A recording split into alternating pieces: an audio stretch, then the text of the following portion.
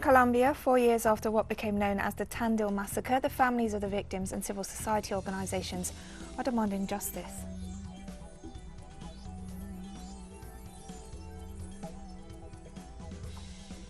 Nearly 3 terabytes of data on the wealthy elite of over 200 countries and territories have been leaked in what's been termed the Pandora Papers.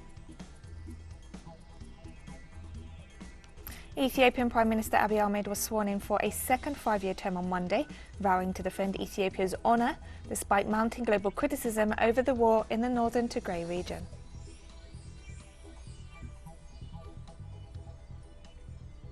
From the headquarters of teleSUR English in Havana, Cuba, this is from the south. I'm Katrina Goss. We begin in Colombia, where 4 years after what became known as the Tandil massacre, the families of the victims and civil society organizations are demanding justice. Groups, including the National Movement of Victims of State Crime, are demanding that the Constitutional Court intervene to explain the causes of the slow and insufficient progress in the investigation of the massacre, which occurred on October 5, 2017. On that date, Colombian police allegedly assassinated at least 8 people and left at least 20 wounded in a massacre in the forest of El Tandil in Tumaco, a port city near the Pacific Ocean.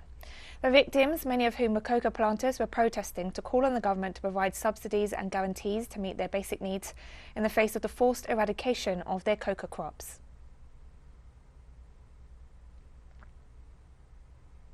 Meanwhile, hundreds of activists in the cities of Popayán, Cali, Bogotá and Bucaramanga gathered on Monday to protest against the ongoing criminalization of the right to peaceful protest in Colombia and to call for justice for the victims of state-sponsored repression by police and military forces. The most recent example being the violent repression of the widespread anti-government protests called by the National Strike Committee.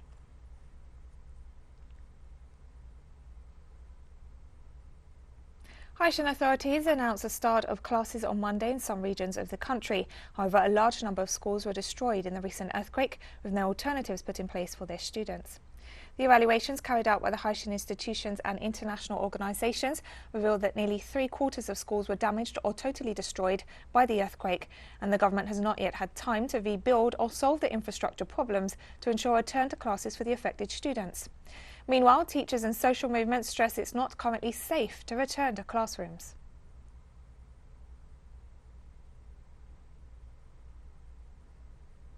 More than 2,000 Haitians who were hoping to make it to the United States were repatriated by mutual agreement from Mexico. Meanwhile, close to 8,000 Haitian asylum seekers who were attempting to cross the northern border into the United States have been returned to Mexican territory. Over 500 Haitians have settled temporarily in Ciudad Acuña in the Mexican state of Coahuila, where they say they feel safe instead of continuing to risk their health and safety by attempting to enter the United States. There they were awaiting the arrival of members of the Mexican Commission for Refugee Assistance to regularize their status as asylum seekers. During the last few weeks, hundreds of Haitian asylum seekers have been crossing the Rio Bravo River between Ciudad Acuña and the Texan city of Del Rio, just over the Mexican border. Despite their pleas for asylum, U.S. border authorities have moved to expel them from the country.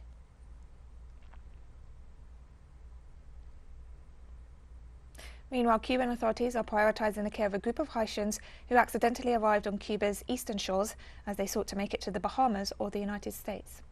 421 Haitians who arrived on the coast of Barracoa and Maicí in precarious boats and risking their lives were taken in by the authorities and provided with lodging, food and medical assistance at a special camp.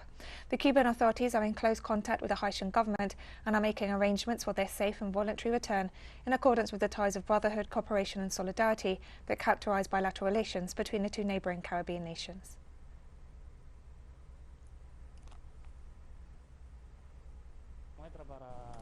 Samples are taken to test for diseases such as HIV, malaria, hepatitis. Samples are also taken for PCR and anti-malarial treatment is started. There are also 8-week pregnant women and they are being given anti-anemia treatment. And the Haitians who are being cared for in Cuba expressed their gratitude for the gestures of solidarity. Some also stated their hope of being able to study and even build a life in Cuba someday. I want to spend 2 years in Haiti and then I want to come to Cuba to study and live here. I want to study medicine to take care of people. The world counts on Cuba because it is the best country in the world because Cuba helps both those who have and those who don't. And we'll be right back after this very short break, so don't go away.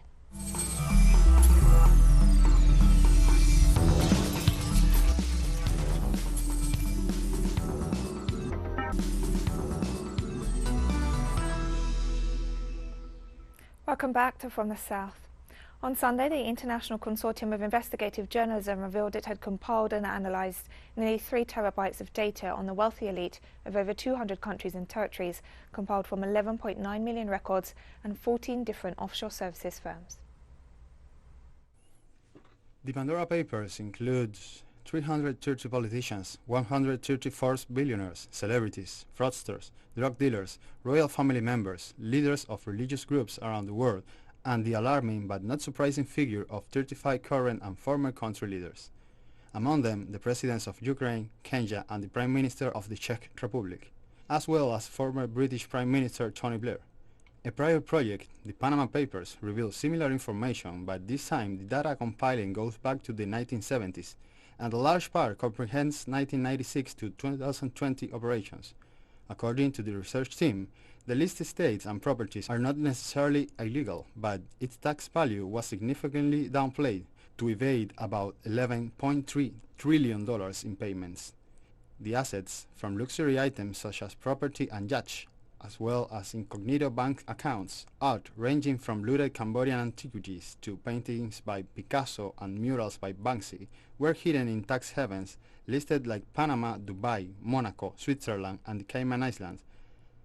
Out of the 35 presidents involved in the matter, 14 are Latin American, as the list includes heads of states as Ecuador's Guillermo Lasso, Chile's Sebastián Piñera, and Dominican Republic's Luis Abinader. These inner workings reveal an under-the-shadows economy that controls the common. So maybe we should not say tax the rich, but justice for the poor. And Latin American presidents and former heads of state have already issued statements seeking to disassociate themselves from the revelations of the Pandora Papers that link to their personal and family finances. The Chilean government issued a communiqué stating that the investigation into the sale of the Domingo mining company found no crime had been committed and that President Sebastián Piñera never participated in the operation. Meanwhile, the government of the Dominican Republic emphasized that President Luis Abinader has been transparent before his country and recalled that in his sworn statement of assets, he includes his family's offshore companies, which are managed under a trust. Ecuador's President Guillermo Lasso argued that he had not only collaborated with the investigation, but that he's also complied with his tax obligations in Ecuador.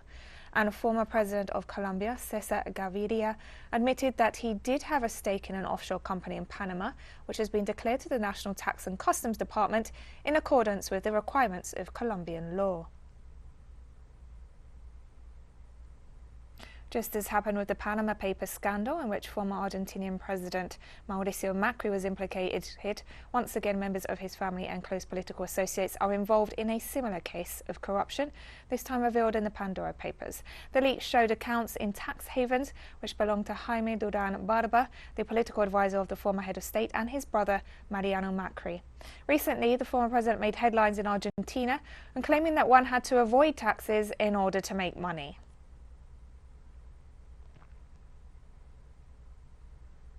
And Mexican President Andrés Manuel López Obrador has welcomed the revelations stemming from the Pandora Papers leak, which include data on more than 3,000 Mexicans who allegedly hid assets in tax havens to evade taxes. It is good that this is being made transparent and that the relevant authorities will act if there are crimes to be prosecuted. The origin of the money should also be clarified because there are businessmen, politicians, legislators from Mexico and all over the world. It is good. In the wake of the Pandora Papers revelations, the European Union chief has said the bloc must do more to combat tax evasion and aggressive tax planning. EU Commission President Ursula von der Leyen on Monday condemned the practices brought to light in the huge data leak, which detailed how 35 current and former world leaders have used offshore tax havens to stash assets worth hundreds of millions of dollars. She said the practice was unacceptable and that more work is needed, while at the same time claiming that the European Union has some of the highest tax transparency standards in the world. The revelations are embarrassing for all leaders who have pushed austerity measures or campaigned against corruption. Among those featuring in the leaked papers is former EU Commissioner and Maltese Minister John Dalli, accused of failing to declare a secret offshore company while being a member of Parliament.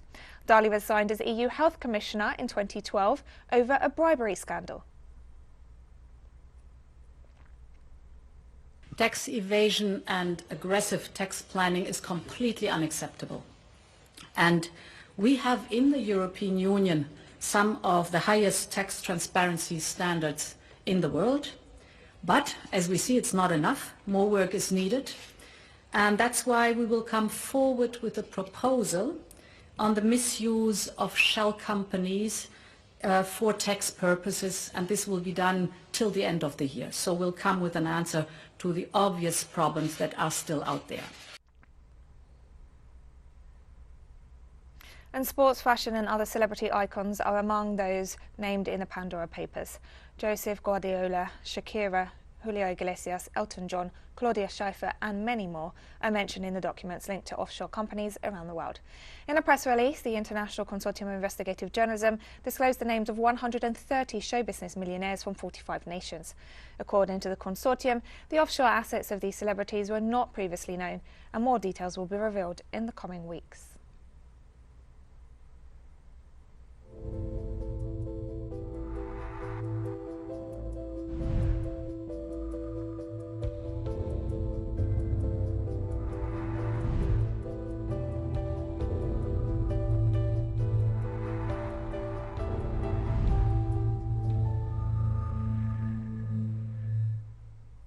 Angola's capital saw long queues outside vaccination centres after the government made it mandatory for civil servants and service providers to get the COVID-19 jab before October 15th. The measure was announced last Thursday by the Minister of State and Head of Civil Affairs Office to the President of the Republic, Adal de Almeida. Speaking at a press conference, the President's aide explained that after the deadline, it will be mandatory to present a vaccination certificate to gain access to workplaces. Employees or public service providers who do not get vaccinated will be required to present negative tests in order to gain access to their workplace. The Minister also highlighted the need for citizens to comply with biosafety measures to prevent the spread of the virus. Venezuelan President Nicolas Maduro announced on Sunday that 900,000 doses of Cuba's Abdala vaccine had arrived in the country. The head of state expressed his gratitude to Cuba for this gesture of solidarity in benefit of the Venezuelan people. He also announced that the return to on-site classes for the different educational levels would begin on October 25th. In this context, President Maduro informed that 2 COVID-19 vaccines for children under 2 years of age are being evaluated in Venezuela.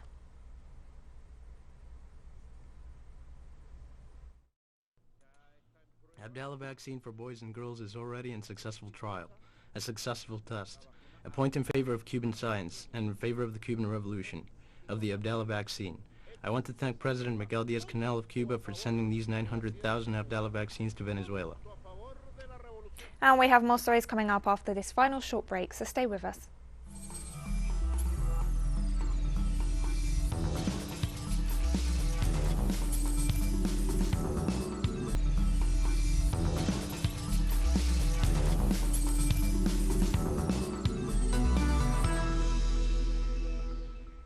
Welcome back to From the South.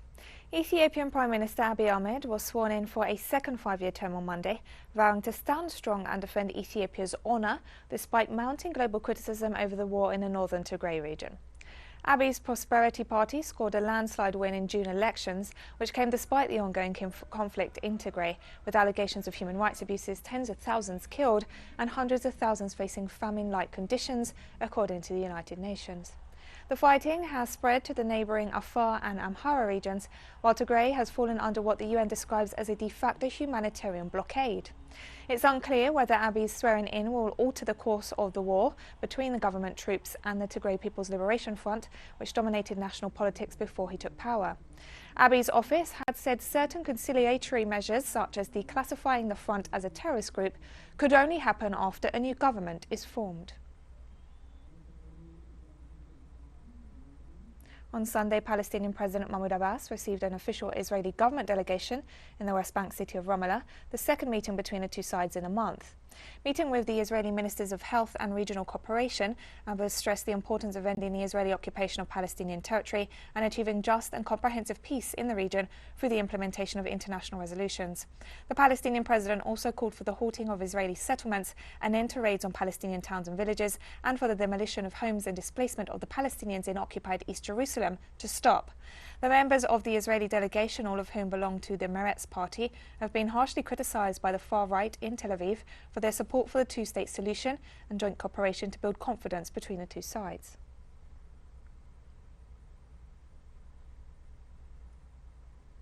On Monday, the governments of the two Koreas agreed to re-establish their direct lines of communication, which had been interrupted for 55 days.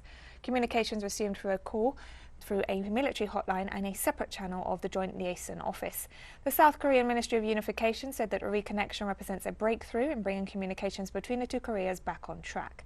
Meanwhile, Pyongyang called on Seoul to keep up efforts to improve relations after criticizing what it called double standards over weapons development. Communications were cut off in early August in protest against joint South Korea-United States military exercises.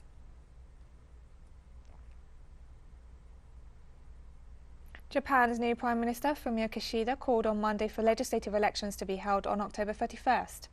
The Japanese PM set the beginning of the election campaign for October 19th, noting the conditions were in place for the vote due to the drop in COVID-19 infection rates in the country. He also called to start the economic recovery of the nation as soon as possible. Kishida obtained 311 votes in the lower house of parliament to become the 100th Prime Minister of Japan after Yoshihide Suga resigned in the face of falling popularity and criticism of his handling of the pandemic.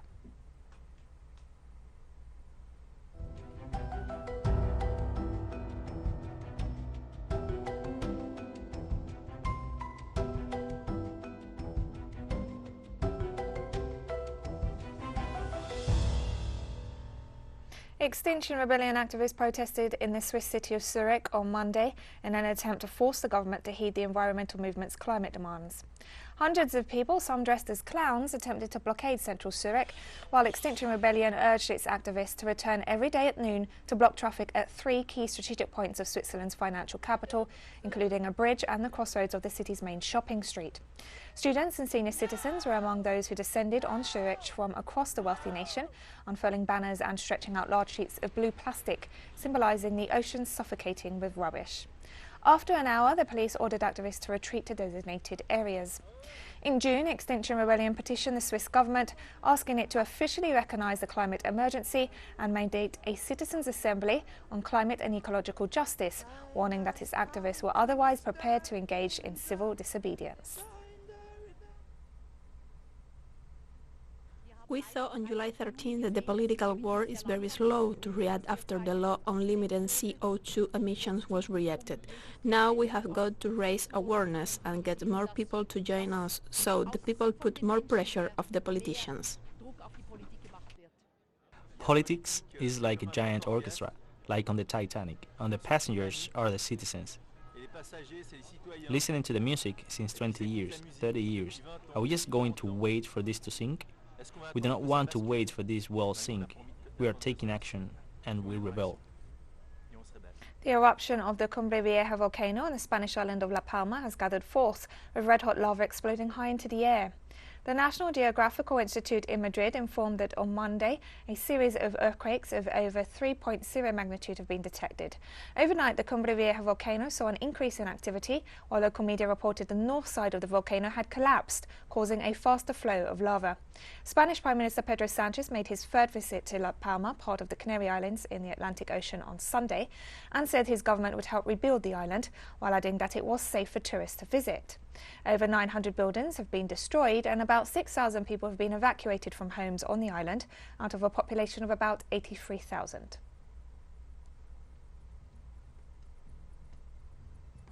And we've come to the end of this news brief. Remember, you can find these and many other stories on our website at telesurenglish.net.